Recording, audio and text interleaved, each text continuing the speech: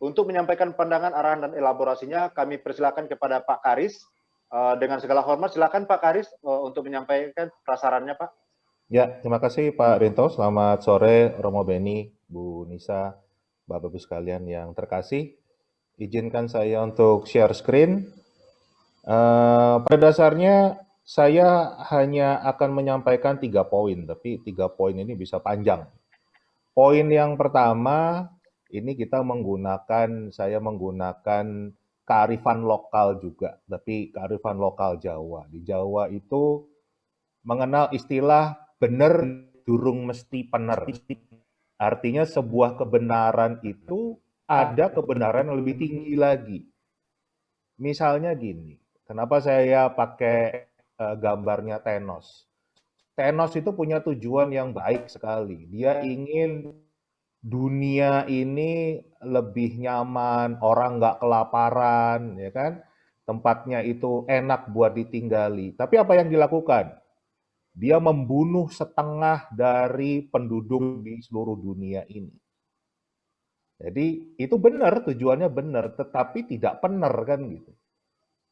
Kemudian kalau kita melihat bertujuan untuk menghilangkan kemaksiatan, narkoba, minuman keras, itu kan benar. Tetapi jadi nggak benar kalau caranya dengan mengebom diskotik di Bali yang membunuh ratusan orang, ya kan? Nah ini pandangan benar durung mesti benar. Kalau kita lihat ini adalah budaya pakaian khas Jawa, cantik kan, bagus kan gitu, dan adalah sebuah hal yang sangat positif kalau kita ingin membudayakan busana tradisional Indonesia ini, dalam hal ini Jawa. Tapi bisa bayangkan nggak kalau kita diwajibkan, ini para putri-putri ini, ibu-ibu semua, diwajibkan menggunakan seragam seperti ini. Wah, repot kan begitu. Walaupun tujuannya baik, tetapi tadi belum bijak, belum benar kan gitu. Sebaliknya lagi misalnya kalau yang pria-pria nih, bapak-bapaknya nih, tiba-tiba wajib untuk pakai koteka semua. Wah, repot kan begitu. Jadi masalah besar di Indonesia ini dan saya sejak kejadian ini di SMK Negeri 2 ini kan banyak diskusi. Banyak orang berpendapat apa yang terjadi di sana tidak salah karena itu wujud dari sila pertama, ketuhanan yang Maha Esa. Nah, saya sampaikan, coba dipahami lagi. Sila pertama itu ketuhanan yang Maha Esa. Artinya Tuhannya cuma satu. Jadi jangan jadikan manusia itu Tuhan, jangan jadikan uang itu Tuhan, jangan jadikan jabatan itu Tuhan. Kalau kita sudah merasa jadi Tuhan yang bisa menentukan kamu berdosa atau tidak, kamu itu masuk surga atau tidak, itu sudah bertentangan dengan Pancasila. Karena Pancasila itu mengenal Tuhan yang satu dan bukan manusia, siapapun orangnya tidak bisa menjadi Tuhan. Itu poin yang pertama. Poin yang kedua, balik ke Pancasila dan UUD 45. Kata kuncinya dari semua ini adalah ragam. Menurut Kamus Besar Bahasa Indonesia, ragam itu artinya macam, jenis, warna, corak. Ya. Nah, kalau kita masuk ke pelajaran bahasa Indonesia, kalau kata dasar ragam ini kita tambah menjadi beragam, itu artinya menjadi beraneka ragam. Bermacam-macam jenis, bermacam-macam warna, bermacam-macam corak. Nah, apa antonim atau lawan kata dari beragam? Lawan katanya tentunya ragam juga ditambah awalan se. Seragam. Kesimpulannya apa? Kalau kita yakin Pancasila dan UUD 45 itu menjunjung tinggi keberagaman, sedangkan misalnya pandangan komunisme, sosialisme itu menjunjung tinggi keseragaman, dari awal Permendikbud 45 2014 tentang pakaian seragam sekolah itu sudah bertentangan dengan Pancasila dan UUD 45. Karena ini lawan katanya. Kan nggak bisa kita punya standar ganda kan. Jadi kita mulai dari ujungnya dulu. Dengan sistem pendidikan publik itu ada penyeragaman baju saja sebetulnya itu sudah melanggar Pancasila dan UUD 45.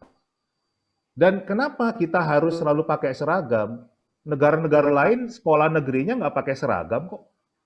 Inggris nggak pakai seragam, Amerika Serikat nggak pakai seragam, Finlandia yang katanya salah satu negara terbaik di dunia urusan pendidikan nggak pakai seragam, Jerman nggak pakai seragam, Kanada nggak pakai seragam. Kenapa Indonesia harus pakai seragam? Apa alasannya? Alasan akan lebih baik mutu pendidikannya. Banyak kajian yang menunjukkan kalau seragam sekolah itu ternyata tidak sebaik yang kita pikirkan. Banyak orang berpikir kalau wah nanti bisa mengurangi perundungan, ada bullying. Faktanya riset dari Dr. Tony Fogg dari Brock University mengatakan nggak menghentikan perundungan. Seragam sekolah juga nggak meningkatkan kehadiran, kesiapan akademik, hasil ujian itu dari Virginia Tech, Dr. David Brunsma, yang juga beliau menegaskan juga tidak ada yang katanya mengurangi dikotomi antara si kaya dan si miskin. Tidak terjadi juga. Dan itu ditambah lagi kajian dari Inggris. Dari Children Commission of Poverty di Inggris mengatakan pakai seragam justru malah menambah. Karena apa? Kelihatan kok bedanya orang kaya seragamnya lebih dari satu. Orang miskin seragamnya cuma satu. Jadi akan kelihatan mana yang miskin dan mana yang kaya. Dan kita juga lihat di sini dorongan untuk seragam lebih didorong oleh kepentingan komersial daripada kepentingan pendidikan. Coba kita lihat, ya kan? Berapa banyak dinas pendidikan yang sebenarnya kerjaannya malah sibuk ngurusin seragam. Anggaran pendidikan dipakai untuk belanja seragam. Termasuk Kartu Indonesia Pintar, ada untuk belanja seragam. Yang tentunya kembali arahnya bukan untuk urusan pendidikannya sendiri, tapi lebih ke komersialnya. Dan ini ada seorang kepala dinas pendidikan dari Amerika, Tom Holihan, mengatakan fokus pada seragam itu mengalihkan perhatian dari menemukan solusi sejati masalah pendidikan. Masalah pendidikan di Indonesia apa? Lihat, mutu. Indonesia kemampuan membaca 371, negara-negara lain 487. Matematika 379, negara-negara lain 489.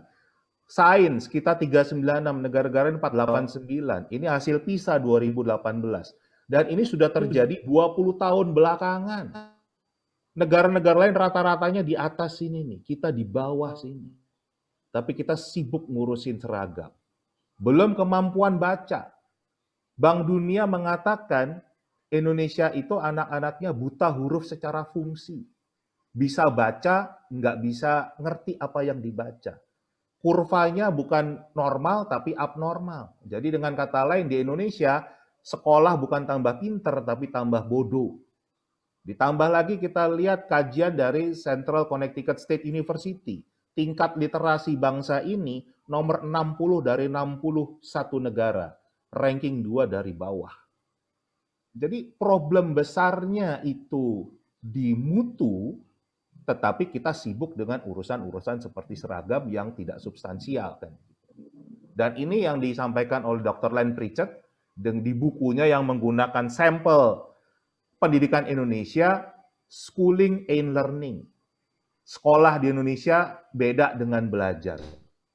Ini problem besar di Indonesia, Dan pertanyaannya tentunya mana pertanggungjawaban pemerintah yang punya tugas mencerdaskan bangsa. Bangsa ini belum cerdas, faktanya ada. Ya kan? Tapi kenapa malah urusan seragam itu menjadi hal yang seakan jadi substansi? Benar kata Kepala Dinas Pendidikan di Amerika Serikat tadi, mengatakan ini mengalihkan perhatian dari masalah sesungguhnya. Di Indonesia adalah mutu. Nah, poin saya yang ketiga adalah leadership. Dan ini saya agak berbeda pandangan dengan Romo Beni tadi. Apa yang disampaikan Mendikbud itu blunder sekali.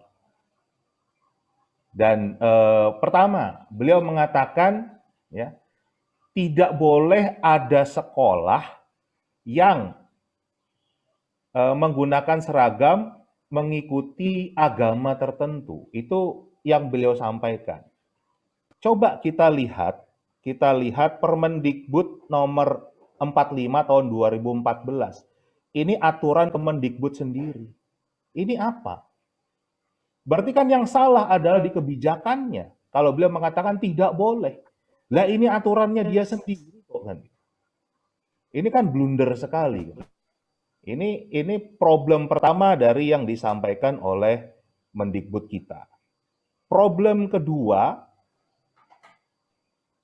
adalah beliau mengatakan, saya meminta pemerintah daerah itu memberikan sanksi yang tegas atas pelanggaran disiplin bagi seluruh pihak yang terbukti, termasuk menerapkan pembebasan jabatan. Beliau tahu nggak kalau aturan ini adalah dasarnya instruksi wali kota. Dan ini sudah banyak aturan-aturan daerah, tadi kita sudah bahas, yang seperti ini. Jadi kondisinya, problemnya itu diletaknya di policy, di kebijakan, bukan di operasional. Jadi kalau kepala sekolah gurunya dipecat, itu tidak menyelesaikan masalah, karena masalahnya di operasional. Harusnya justru beliau bicara dengan Pak Presiden untuk bagaimana menghilangkan peraturan-peraturan daerah yang diskriminatif seperti ini. Dan saya tadi pagi baru saja diskusi dengan Pak Rusmadi, Kepala SMK 2 ini. Beliau shock sekali dengan apa yang disampaikan oleh Mendikbud. Saya tanya, sudah pernah ditelepon Mendikbud? Belum. Dari Kemendikbud ada yang bicara? Belum, nggak ada. Ya berarti kan ini Mendikbud kita cuman asal bicara tapi nggak tahu problemnya seperti apa. Dan harusnya beliau malah melindungi anak buahnya, melindungi guru-guru ini ya, untuk mencari jalan yang terbaik. Jangan sampai kan malah guru-guru ini merasa menjalankan satu aturan tapi disalahkan kan begitu. Ini problem besarnya. Nah, dan ini contoh-contoh, ini beberapa peraturan daerah yang diskriminatif kan begitu. Jadi letak problemnya itu memang di level kebijakan, di level policy. Sekedar info saja di Sumatera Barat itu memang quote unquote memang sudah ada kewajiban untuk menggunakan jilbab bagi anak-anak yang sekolah di sekolah negeri. Terbukti ini saya punya buktinya. Ada banyak anak-anak non-muslim yang bahkan foto ijazah itu harus berhijab kan begitu. Foto ijazah padahal agamanya non-muslim kan. Dan di daerah lain juga banyak sekali aturan-aturan yang diskriminatif. Termasuk yang melarang misalnya penggunaan jilbab kan. Nah, jadi kalau kita bicara tatanan kebijakan pendidikan, kita harus kembali ke kajiannya PPM UIN. PPM UIN membuat kajian yang cukup menarik. Contoh, di sini adalah 56% guru itu punya pandangan intoleran. Oke. 82,7% guru-guru kita ini setuju kalau agamanya itu adalah satu-satunya solusi. Jadi pandangannya memang menganggap pandangan jalan lain itu salah. Dan kalau itu kita sejajarkan dengan uji kompetensi guru, Ya, yang sebelah kanan ini adalah uji kompetensi guru. Sebetulnya kita bisa mengambil kesimpulan yang nggak heran kan gitu. Guru-guru kita rata-rata di 50-an nilainya. Kalau kita di kuliah, di kampus nilainya 56 itu kan nilainya D, nggak lulus kan. Tapi 3 kita menit lagi ya kepercayaan Pak ya. bahwa anak-anak kita dididik oleh guru-guru ini. Jadi PR besarnya kalau di Kemendikbud itu harusnya bukan menyalahkan, bukan memecat guru atau kepala sekolah, tetapi memang didiklah guru-guru kita supaya mumpuni. Program SDM di negara manapun harus mulai dari SDM gurunya. Dan guru-guru kita, ya mohon maaf, kualitasnya jauh dari yang kita harapkan untuk mencetak SDM-SDM unggul. Di sini letaknya, kita harus mulai dari mana di dunia pendidikannya. Kan? Nah, ini contoh kasus-kasus lain di dunia pendidikan. Yang lucunya Mendikbud kita sama sekali nggak ada komentar, nggak ada reaksi, ya kan? Ini yang dua di atas itu terjadi di masa beliau. SMA 58 Jakarta, guru viral yang meminta anggota Rohis itu memilih ketua OSIS berdasarkan agama. Di Manokwari, karena ada perda Injil itu, jadi pelarang jilbab di SD Inpres. Di Jogja ada surat edaran penggunaan jilbab di SD Negeri Kabupaten Gunung Kidul, walaupun akhirnya kepala sekolahnya minta maaf, tapi sudah muncul duluan ini. Juga di SMP 8, Jogja juga, kota Jogja kalau ini, bukan kabupaten. Itu juga mewajibkan penggunaan jilbab. Tapi apa dasarnya? Permendikbud 45 tadi kan? Mereka juga nggak salah karena ada aturannya pakai seperti itu. Kemudian di NTT, di Maumere, SMA Negeri 1, itu melarang penggunaan jilbab. Di Bali, ini juga kita dengar tahun 2014 larang menggunakan jilbab. Nah, jadi ini bukan hanya di Padang saja, tapi kita sudah melihat problematikanya itu di seluruh Indonesia. Dan kenapa ya? Karena kita memaksakan harus pakai yang seragam.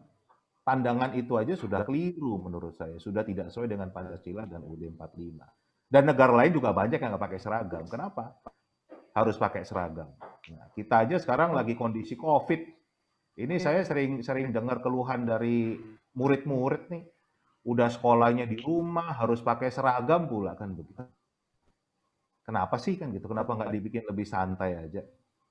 Nah, sebagai penutup, Bapak Ibu sekalian, saya akan memberikan quote dari Nelson Mandela. Saya sangat senang dengan quote ini. Beliau mengatakan, tidak ada seorang pun yang lahir untuk membenci orang lain. Entah karena warna kulit, latar belakang, atau agamanya. Orang tersebut harus belajar untuk membenci. Nah, kabar baiknya, jika mereka bisa belajar untuk membenci, berarti mereka bisa belajar untuk mencintai.